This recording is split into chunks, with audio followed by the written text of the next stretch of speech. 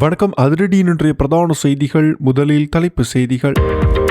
நாமலின் கூட்டத்தில் கூடியவர்கள் திடீரென வீதியில் தள்ளாடி விழுந்த சம்பவம். மாணவர்களுக்கு நேர்ந்த அசம்பாவிதம். வெளியான தகவலால் அதிர்ச்சியில் மொட்டுத்திறப்பு. நடந்தது என்ன? தமிழர் பகுதியில் மீண்டும் ஒரு ஆக்கிரமிப்பு. மறுக்கப்படும் வழிபாட்டு உரிமைகள். எழுந்துள்ள கேள்விகள். புறாக்கள் வளர்ப்பு தொடர்பில் ஏற்பட்ட தகராறு. கூறிய ஆயுதத்தால் வந்த வினை. விசாரணை தீவிரம். நீ குற்றமற்றவள் என நிரூபித்து காட்டு. மனைவிக்கு மண்ணெண்ணெய் ஊற்றி தீப்பெட்டியை கையில் கொடுத்த கணவன். நாட்டில் பதிவான அதிர்ச்சியூட்டும் சம்பவம். நடந்தது என்ன? உடல்நலக்குறைவு காரணமாக திடீரென காலமான நாடாளுமன்ற உறுப்பினர். வெளியான தகவல். தேவையற்ற தொலைபேசி அழைப்புகளை அணுகாதீர்கள். அடுத்தடுத்து மக்களின் வங்கி கணக்கில் இருந்து காணாமல் போகும் பணங்கள். போலீசார் விடுத்துள்ள அவசர அறிவிப்பு. ஜனாதிபதி இதுவரை நாட்டு மக்களுக்கு என்னவெல்லாம் செய்தார்? வாக்குறுதிகள் நிறைவேற்றப்பட்டதா? அனுர மீட்டர் வெளியிட்டுள்ள துல்லியமான கணிப்பு. மழை நிலைமை இன்னும் குறையவில்லை. வடக்கு கிழக்கு பகுதிகளில் நிலவும் கடுமையான குளிர் நிலைமை. விடுக்கப்பட்டுள்ள மழை எச்சரிக்கை. நாடாளுமன்றத்தில் ஏற்பட்ட சலசலப்பு. அனுர அரசாங்கத்திற்கு எதிராக உயர் நீதிமன்றம் வரை சென்ற அமைச்சர்கள். ஏன் தெரியுமா? வெளியான தகவல். தொடர்பான விரிவான செய்திகளுக்கு செல்ல முன்னர் இதுபோன்ற செய்திகளை உடனுக்குடன் அறிந்து கொள்ள நமது அதிரடி சேனலை சப்ஸ்கிரைப் செய்து கொள்ளுங்கள்.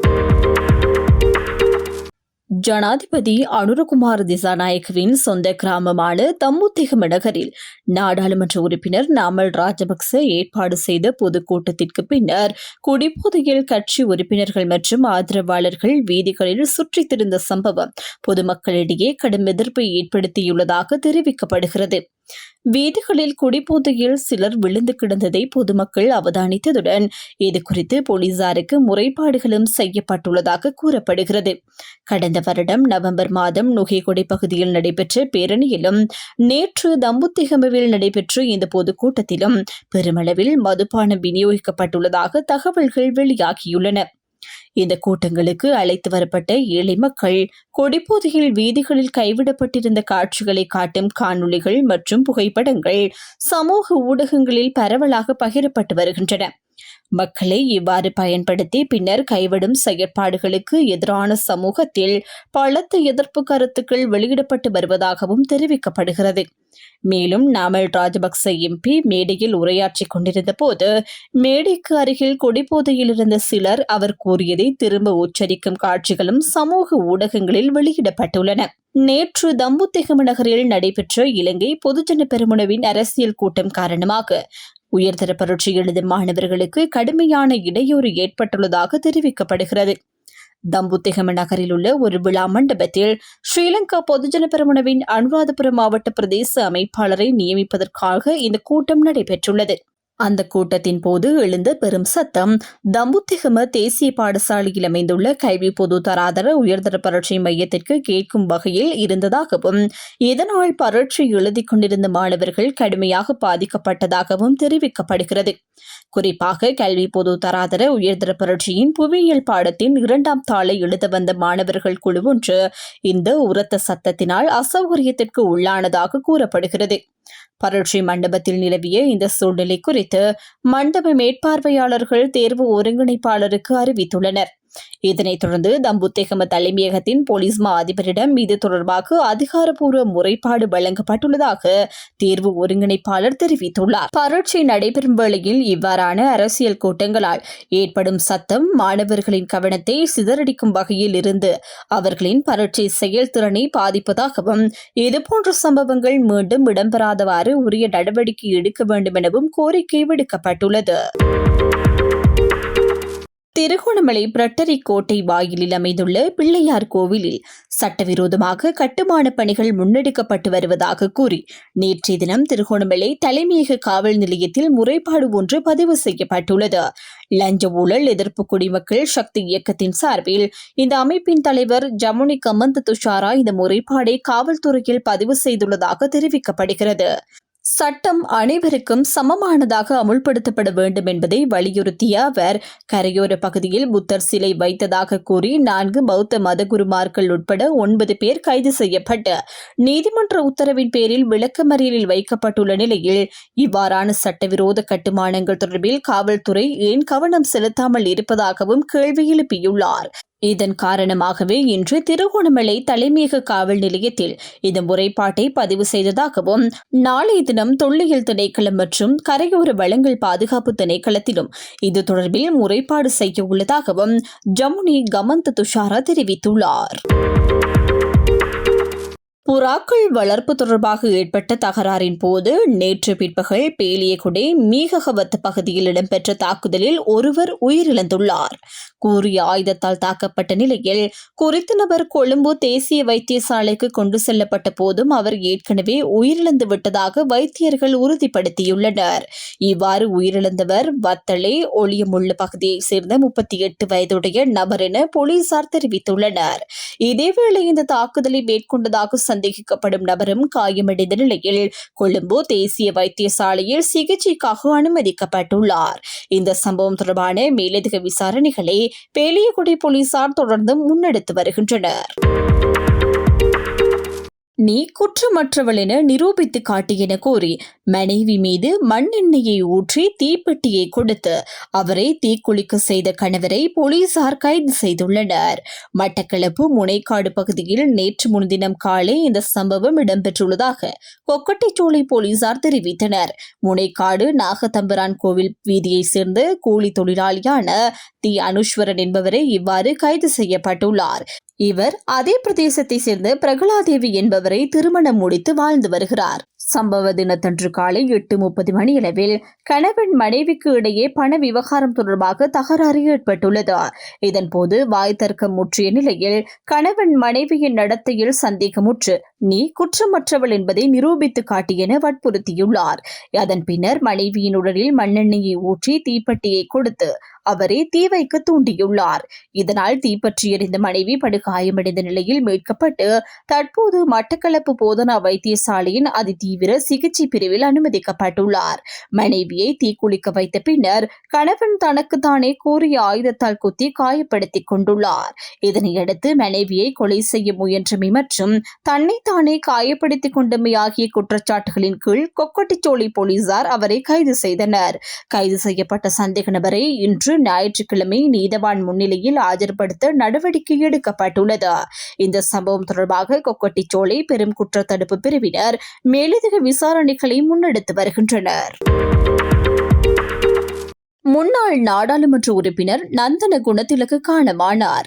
சிறிது காலமாக உடல்நலக்குறைவு காரணமாக ராகம மருத்துவமனையில் சிகிச்சை பெற்று வந்த நிலையில் அவர் நேற்று அதிகாலை காலமானதாக குடும்பத்தினர் தெரிவித்துள்ளனர். உயிரிழக்கும் போது அவருக்கு 64 வயதாக இருந்தது. மக்கள் விடுதலை முன்னணியின் ஆரம்ப கால உறுப்பினர்களில் ஒருவரான நந்தன குணத்திலக்கு அந்த கட்சியை பிரதிநிதித்துவப்படுத்தி ஜனாதிபதி தேர்தலிலும் போட்டியிட்டுள்ளார். பின்னர் மக்கள் விடுதலை முன்னணியிலிருந்து விலகி ஐக்கிய தேசிய கட்சியுடன் இணைந்து கொண்ட அவர் அந்த கட்சியின் சார்பில் பானதுறை நகரசபையின் மேயராகவும் பதவி வகித்துள்ளார். மறைந்து நந்தன குணத்திலக்கவின் இறுதி நிகழ்வுகள் தொடர்பான விவரங்கள் பின்னர் அறிவிக்கப்படும் என குடும்பத்தினர் தெரிவித்துள்ளனர். சமூக வலைதளங்கள் மற்றும் தொலைபேசி அழைப்புகளை பயன்படுத்தி பொதுமக்களின் வங்கிக் கணக்குகளில் இருந்து பணத்தை மோசடியாக பறிக்கும் சம்பவங்கள் அதிகரித்து வருவதாக காவல்துறை ஊடகப் பிரிவு அவசர எச்சரிக்கை விடுத்துள்ளது. கடந்த சில காலங்களாக மோசடி குழுக்கள் பல்வேறு பொய்யான வாக்குறுதிகளை முன்வைத்து பொதுமக்களை ஏமாற்றி வருவதாக தெரிவிக்கப்பட்டுள்ளது.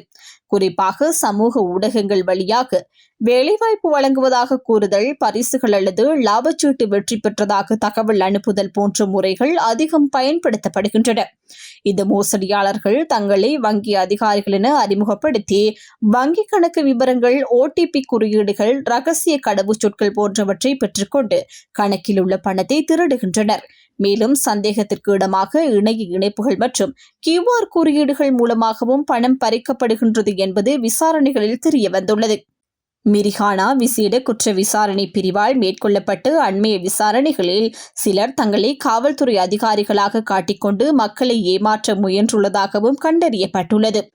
இதுபோன்ற மோசடிகள் தொடர்பாக பாதுகை உள்ளிட்ட பல காவல் நிலையங்களில் முறைப்பாடுகள் பதிவாகியுள்ளன. இவ்வாறான நிதி மோசடிகளிலிருந்து பாதுகாப்பு பெற பொதுமக்கள் பின்வரும் நடவடிக்கைகளை கடைபிடிக்க வேண்டும் என அறிவுறுத்தப்பட்டுள்ளது. உறுதிப்படுத்தப்பட்ட அதிகாரப்பூர்வ சமூக ஊடக கணக்குகளை மட்டும் நம்புங்கள். வங்கி கணக்கு விவரங்கள், அடையாள அட்டை இலக்கம், OTP, கடவுச்சொற்கள் அல்லது தனிப்பட்ட தகவல்களை யாருக்கும் வழங்க வேண்டாம். அறியாத இணைய இணைப்புகளை திறக்கவோ சந்தேகமான QR குறியீடுகளை ஸ்கேன் செய்யவோ கூடாது. பணம் அனுப்புவதற்கு முன் சம்பந்தப்பட்ட நபரின் அடையாளத்தை உறுதிப்படுத்திக் கொள்ள வேண்டும். இத்தகைய மோசடிகளுக்கு உள்ளானால் உடனடியாக குற்றப்புலனாய்வு திணைக்களத்தின் கணினி குற்ற விசாரணை பிரிவில் முறைப்பாடு செய்யுமாறு பொதுமக்களுக்கு அறிவுறுத்தப்பட்டுள்ளது. மேலும் தகவல்களுக்கு மெரிஹானா விசேட குற்ற விசாரணை பிரிவு 0112852556 0753994 என்ற தொலைபேசி இலக்கங்கள் மூலம் தொடர்பு கொள்ளலாம் என காவல்துறை தெரிவித்துள்ளது. ஜனாதிபதி அனுரகுமார் திசாநாயக்க 2024 ஆண்டு ஜனாதிபதி தேர்தலின் போது வழங்கிய முக்கிய வாக்குறுதிகளில் 10 வாக்குறுதிகளை 2025 ஆண்டு நவம்பர் மாதத்திற்குள் நிறைவேற்றியுள்ளதாக அனுர மீட்டர் விஞ்ஞாபன கண்காணிப்பு தளத்தின் புதுப்பிக்கப்பட்ட அறிக்கையில் தெரிவிக்கப்பட்டுள்ளது.